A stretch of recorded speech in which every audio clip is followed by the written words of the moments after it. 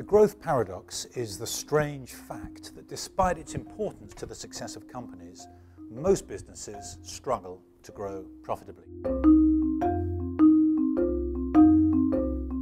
Back in 2002, the Nobel Prize for Science was won by a guy called Daniel Kahneman. And he won the prize for explaining that within our brain there were two systems operating. He called them System 1 and System 2. To explore this issue further, I've been talking to Phil Barden. Phil is the MD of a neuroscience-based research company called Decode Marketing. These two systems have very, very different characteristics. So the autopilot System 1 works very quickly, intuitively, spontaneously, associatively, and reflexively, largely below the level of conscious awareness, what we call an implicit level.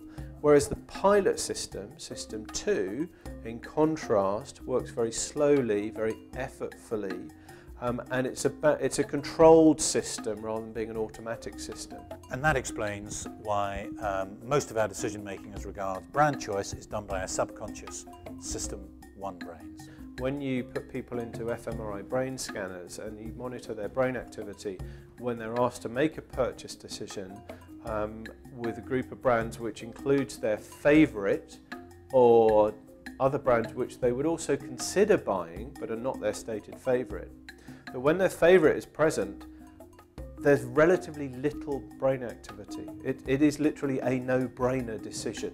In the last 10 years or so, following Kahneman's work, new tools have emerged from the world of neuroscience which enable us to connect with the subconscious decision-making processes of our brains.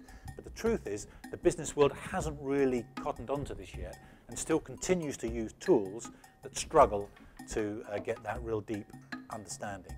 I'm Andy Brent. I'm a contributing editor for Hot Topics, and I've recently published this book, The Growth Director's Secret.